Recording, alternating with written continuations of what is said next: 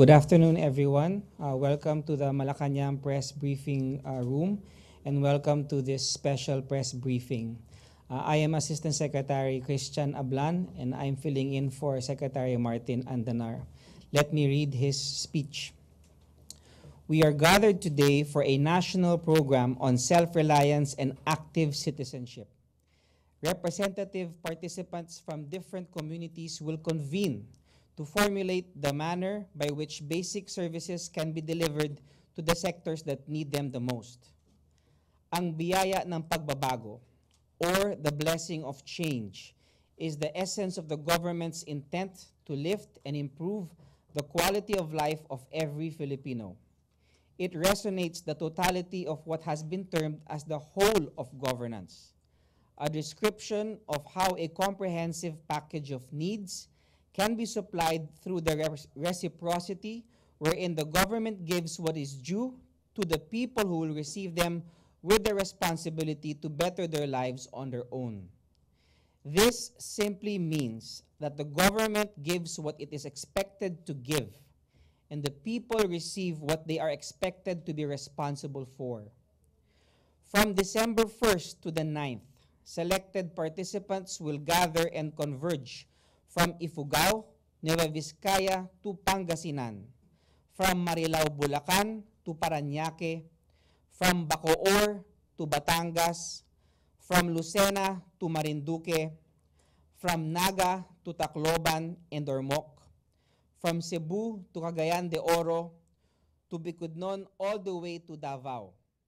This movement weaves the different communities throughout the country with the threads of capacity building and participatory governance.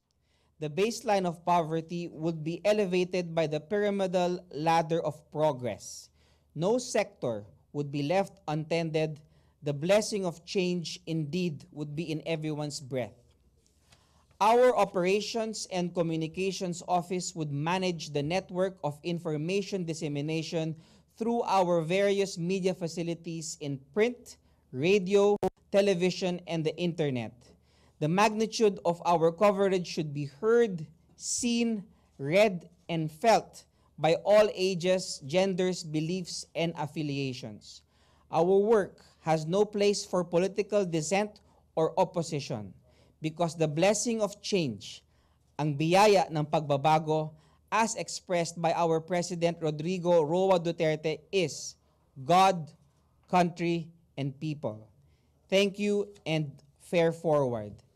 At this juncture, may we welcome Assistant Secretary Jonas Soriano, the Deputy Executive Director of the Office of Cabinet Secretary, to lead the press briefing. Asec Jonas.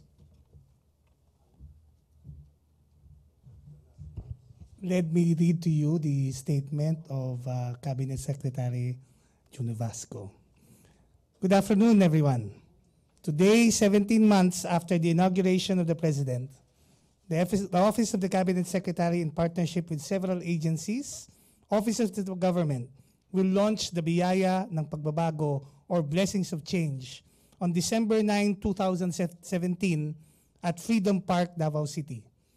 The event will be attended by no less than President Rodrigo Roa Duterte, together with the 12 agencies under the Office of the President under Executive Order No. 1, other government agencies, civil society groups led by the groups under the Kilusang Pagbabago. The President stated on his first State of the Nation address, he seeks a transformation of the country through the promise of a better Philippines based on pagmamalasakit, pagbabago at patuloy na pag-unlad, especially expressed in the Philippine Development Plan 2017 to 2022 and the National Security Policy 2017-2022. In response to this call, the Biyaya ng Pagbabago program aims to achieve the three outcomes which we would like all of us to be part of. 1, government services become more responsive, adequate, timely, and effectively delivered to those that need the most. Second, citizenship are active, communities are empowered in participatory governments and in an inclusive economic development. And third, a whole of government sector and area of folks focused poverty alleviation strategy is operationalized initially in selected provinces and in the 5 years in all the areas in the Philippines. At the core of this program are the various offices of the Office of the Cabinet Secretary, led by the Office of the Participatory Governance. This office will take the lead in mobilizing and empowering citizens, organizations, and civil society groups so that they can actively participate in this program. The Strategic Action and Response Office, which includes the Presidential Complaint Center and 888, will make sure people's requests, actions, and complaints will be responded to by the various government agencies. The Performance and Project Management Office will ensure coordination and harmonization among government agencies and the 6 cabinet clusters. And finally, the Office of the Supervised Agencies will work very closely with our colleagues here who are now present of the 12 agencies to ensure that all programs achieve the aim of this program. These agencies include the Cooperative Development Authority, Housing and Urban Development Coordinating Council, the National Anti-Poverty Commission, the National Commission on Indigenous Peoples, the National Commission on Muslim Filipinos, the National Food Authority, the National Youth Commission of the Office of the President, the Presidential Action Center, the Philippine Commission on Women, the Philippine Coconut Authority, the Presidential Commission on the Urban Poor, and the Technical Education and Skills Development Authority. To inform the public of the programs, Asec Kris mentioned of a caravan which will enjoin government agencies and different groups under Kilusang Pagbabago, and they started this morning at Lagawe in Ifugao. 100 personalities, including the municipal administrator, were present to commit themselves to this program. They will now move from Ifugao to Pangasinan, Bulacan, Parañaque, Cavite, Lucena, Marinduque, Cebu, Cagayan de Oro, all the way to Davao. This will serve as an information campaign to galvanize the people again, to support a move to make people participate for change. While on the way, programs where civil society groups, Kilusang Pagbabago supporters, local government units, and selected government agencies will pledge their manifestos and statements of support. So there will be programs on selected areas, and we are asking, again, the people to join us in these areas. These details will be discussed later as we ask for more questions. Joining in and letting the people know of the programs, we want all our agencies to listen to the people, and we will also try to discuss the programs for the Filipinos, because what we want is biyaya is a blessing. After nabuo ang kilusan ng pagbabago, after nangyari ang pagbabago, hindi pa sapat ang nararamdaman ng tao. So the following agencies are here to show their support. PCA Deputy Administrator, Noel. CDA Chairman, Orlando Lavanera. NCIP, represented, Chair, Leonor T. Oraida Quintayo. A friend of mine, PCUP, former Congressman, Chairman Terry Ridon. TESTA Deputy Director General Diosdado Padilla. HADSI Director Estefan Corregidor. National Youth Commission Head for Communications Mignonet Resposar. Representatives of our office, led by Asec Ruel Velarde of the Office of the Participatory Governance. Representatives also of the Office of Supervised Agencies, led by Director Sirio Pastolero. And representatives of the Office of the STAR. Thank you, and we hope to see you all in the launching activity with President Duterte in Davao at the Priven Park on December 9, 2017. Let's help bring 6 million Filipinos sustainably out of poverty. Let's improve the lives of the Filipino people.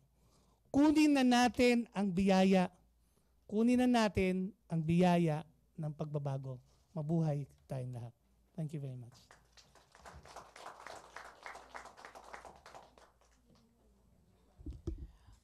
Thank you, Asec Jonas. Are there any questions from the Malacanang Press Corps?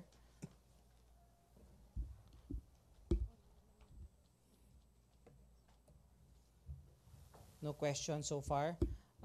Asec Jonas, how about do any of our representatives from the 12 agencies have anything to say about the Yes? yeah?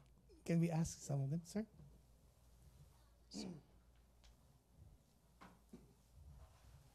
Thank you so much, Asik Jonas, Asik Kris, for giving me this privilege to say something about our office. You know what? I'd like first to say that by nature, by nurture, and by law, cooperativism exists really to combat poverty. When I say by nature and by nurture, it is really to empower the people, the marginalized sectors, to be drawn into the mainstream of development processes. And when I say by law, well, actually, it is very clear in the 1987 Constitution to create an office that shall promote the viability and growth of cooperatives as instrument of social justice, equity, and economic development. Actually, Asik Jonas, I have a lot to share. We have now about 26,600 cooperatives with some 14 million members and from 26 types of cooperatives. Ang sabi po nila, ito ang tanging lunas sa kahirapan. Pinapatay ng kooperatiba ang 5-6, pero hindi ang Indian, 5-6 lang. Ito po is a liberating force, especially sabi po nila, the Philippines is an agricultural country. Any short or long-term development can be won or lost through agriculture. Noon po, nagkaroon kami ng malawakang pagtitipon ng mga magsasaka. Tinanong ako, si Kris, sabi nila, Chairman, sabihin mo nga sa amin, galing sa aming lupain ang pagkain. Bakit ang aming lamisa walang pagkain? Not anymore. Because of cooperativism, we were able to successfully, together with the DAR, the Agrarian Reform Program. Sabi po nila, Agrarian Reform and cooperativism are two sides of the same coin. They are both social justice measures. So first, I'd like to report here. The 2,100 cooperatives of our ARBs are now owning the land they are tilling. And secondly, kasi ang mahirap, you are tilling the land not your own, not anymore this time. And this time, sasabi po namin, they are now controlled the mode of production and marketing. We have more than 10,000 cooperatives of our peasantry. And we can claim that they are really combating poverty. Yung sabi po nila, and we are happy to note na under this present dispensation, we are now launching this. Kasi sabi nila, if I may, final statement lang po. Sabi nila, for those who have dreamed, advocate, and even died for it, social change seems to be so elusive all these years, despite 14 years of martial law and two people power revolution. The structure and system that are breeding poverty are still as formidable as ever. But we claim now, not anymore under this present dispensation. Because nakita po namin, ay nakalagay doon eh. Actually, I'm from Mindanao. Sabi nila, the root cause of poverty, especially in Mindanao, is the powerlessness of the people. And as a countervailing measure, they have to be empowered. What else? By harnessing their collective potentials through cooperativism. So under this dispensation, ang laki po talaga ng binago ngayon, lalo na sa mga grassroots. When we were put under the office of the President as the first executive order, the whole cooperative, sa pambansang kooperatiba po, ay talaga nagpapasalamat sa ating mahal na Presidente by putting us under the office of the President. Thank you so much po. Thank you very much, Chair Ravanera of the CDA. Before we proceed, Asec Jonas, I think a while ago also we failed to recognize PCW Executive Director Emeline Versosa po. And then, sir. We also have a statement coming from NCIP. Chair Leonor Oralde Quintayo po. Good afternoon, everyone. As provided in Section 39 of the Indigenous Peoples' Rights Act of 1997, the National Commission on Indigenous Peoples is mandated to promote and protect the interests and well-being of the indigenous cultural communities, indigenous peoples, with due regard to their beliefs, customs, traditions, and institutions. To promote and protect the rights of the indigenous peoples, including the socio-economic rights, the first step is to secure their lands through the government issuance of an instrument that will formally recognize their ownership. This is the Certificate of Ancestral Domain Titles, with ownership secured accompanied by assistance of the government, the indigenous peoples will be able to develop their domains using the indigenous knowledge systems and practices, or IKSPs, interfacing with contemporary technologies as embodied in the Ancestral Domain Development and Protection Plan, or the ADS-DPP of the indigenous peoples, can convert their domains into productive lands.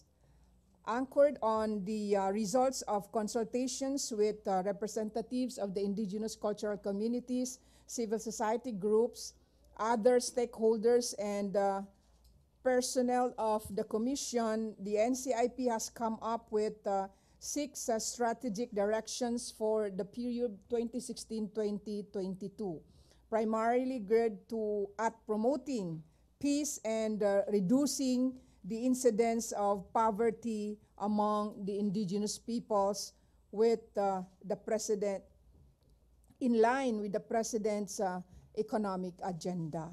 So for NCIP, we have 3 priority programs for this biyaya ng pagbabago. As mentioned earlier, the ancestral domain titling of the NCIP so far, the NCIP has already issued 216 certificate of ancestral domain titles all over the country, measuring more than 5.1 million hectares. And hopefully on December 9, we can award 2 ancestral domain title already registered with the Register of Deeds. This covers more than 160,000 hectares of ancestral domain in Mindanao, specifically in Region 11. And NCIP also endeavored to collaborate with other government agencies to ensure that the ancestral domain, sustainable development and protection plan of the indigenous peoples are implemented and funded. And so with the Office of the Cabinet Secretary, we are now working on this particular initiative. And finally, NCIP has launched its flagship program. We call it PIPES, the Philippine Indigenous Peoples Ethnographies. PIPES aim to produce from 2017 to 2022 written descriptions of all the indigenous peoples in the country, containing the following data: the indigenous peoples of the Philippines, including counts of population, description of the ancestral domains, lands, example in maps ready for overlay with other maps, socioeconomic conditions, biodiversity of the ancestral domains, indigenous knowledge, systems and practices, ancestral domain sustainable development and protection plan, indigenous political systems, capacity development plan for personnel and community leaders, and the indigenous people's peace agenda. Thank you very much. Thank you very much, Chair Leonor Oralde Quintayo. With your indulgence, Asec Jonas, may we call on the Chair of the PCUP, Chair Terry Ridon, to give a few words. Magandang araw po sa ating lahat. Tatlo lang naman ho yung babanggitin po naming malalimang reforma na inabot sa panahon po ni Pangulong Duterte. Una ho yung kanyang mismong ipinangako sa taong bayan, yung pong no demolition without relocation directive. So isa po ito doon sa loob ng lagpas 1 taon ay ipinapatupad po ng mahigpit ng Presidential Commission for the Urban Poor. Ibig sabihin po nito, wala po pinapayagan na mga demolition, whether court-ordered o public infrastructure-led demolition, pagka ho walang aktual na pabahay na ibinibigay sa atin pong mga kababayan o pampinansyang assistance o tulong na ibinibigay po sa kanila. Pangalawa, sa panahon ng pagsusulong po ng Build, isa po doon sa itinutulak ng Presidential Commission for the Urban Poor, kasama po ng lahat po ng mga ahensya ng pabahay ng ating pong pamahalaan, ay yung pong pagtitiyak na sa pagpasok po ng Build ng lahat ng malakihang infrastruktura ay magkakaroon po ng puwang ang ating pong mga apektadong pamilya sa usapin po ng pabahay. Pagka sila tatamaan po ng atin pong build projects. At nasa pipeline na po yan. Ibig sabihin, doon po sa pagsasimula ng South Rail Project mula po Tutuban papuntang Sorsogon, ay naglalaan po ng pondo ang atin pong pamahalaan para tiyakin po yung pabahay ng atin pong mga apektadong mga komunidad. Ikatlo, kasama din po sa mga reformang ginagawa po ng PCUP, kasama po ng Cabinet Secretary, ito pong pagkakaroon ng iba't ibang mga proyekto na walang pondo mula sa gobyerno at wala din hong hinihinging bayad mula sa tao. Sa darating pong Disyembre 5 ay inaugurate po ng PCUP kasama po ng Manila Water at ni Secretary June Evasco yung pong water services project sa Lupang Arienda sa Taytay Rizal, kung saan naipababa po namin mula 50 per cubic meter papunta sa 15 per cubic meter ang bayad po sa tubig sa mga komunidad ng Maralita. Ito po ay magbebenepisyo ng mga humigit kumulang na 500 mga kabahayan ng Maralita. At sa susunod pong mga buwan ay hinahabol po namin na ma-replicate pa po ito sa iba't ibang mga komunidad at ipakita ng totoong epekto ng pagkakaroon po ng ganito pong tipo ng pamamahala ay ang pagkakaroon ng aktwal na benepisyo sa atin pong mga komunidad. So yun lamang po. Maraming salamat. Thank you, Chair Terry Ridon of PCUP. I think it's very rare that we have all of these agencies together in one room. So for the members of the Malacanang Press Corps, if you have any questions, I think now is the best time to raise them. We've heard from CDA Chair Orlando Ravanera, NCIP Chair Leonor Oralde Quintayo, and PCUP Chair Terry Ridon. Asec Jonas, are there any other representatives from the different agencies who would like to take the floor? For now, they will be reserving what they're going to say in the next few, because we will be holding regular press cons with you. In the end, what we really want is the agencies will be asked to really talk about their programs. Kasi ang isang naging mahina for the last 25 years, most of the time, I'm not saying naman all, no? Government plans on its own. And the people rarely know about these programs. What we would like to happen is, these programs are really for the people. So in the next few weeks, months, we will be asking the different agencies, especially under the Office of the Cabinet Secretary, to explain the programs and to show what programs will we actually do so that the people can actually go to the office whether you're organized or not. The second one is, through the Office of the Cabinet Secretary, we hope to work very closely with the other agencies. We've seen for the last 17 months, different organizations trooping to our office. But I'd like to say that even NAPSI, who is already here, they've been already talking to a lot of groups. Maraming mga grupo, simple lang tinatanong, may issue kami, paano namin nire-resolve? And that's the essence also of this program. How do we make the services more efficient and effective? Is it a law that we have to change? Is it a program that has to reach the people? So if these agencies for now, as they look at and they will look at our programs, please also go to them and ask them. Ang panawagan namin, you don't need to be organized. What you need is to understand, President Duterte, when he launched this, he started a movement for change. The change will not happen if everything will rely on him. Davao City is such a small chunk of the Philippines, but he was able to do it in Davao. He has only less than 5 years to go. Our challenge to all of you is, if we want to change this Philippines, we have to do it with him. Some people say, no, you have to agree with him totally. But that's not the point. The point is it's already here. What we need to do is let's come together. What are your issues? What are the programs? What do we need to do? Where are our bottlenecks? Sometimes when you're in government, it's difficult to move because sometimes we also need your support to move. Maybe my best example is even when I remember some campaigns we did in Congress. Some of the bills did not move because they needed the people's support. Now we're asking you in the executive branch, help us move these programs. Help it reach the right people. And help us make sure when it reaches the right people, it is done rightly, it is done efficiently, without corruption, and that any person in the Philippines, whether you're organized or not, will be able to go up and say, okay, this program reached me and I know it happened for my benefit. So, nananawagan na naman po kami. We need your help. It's your time, it's our time to try to make this change happen. Thank you. If there are no other questions from the Malacanang Press Corps and our guest, that wraps up our special press briefing this afternoon. Thank you very much, Asec, Jonas. Thank you very much to all representatives of the agencies. Back to studio. Good afternoon to everyone.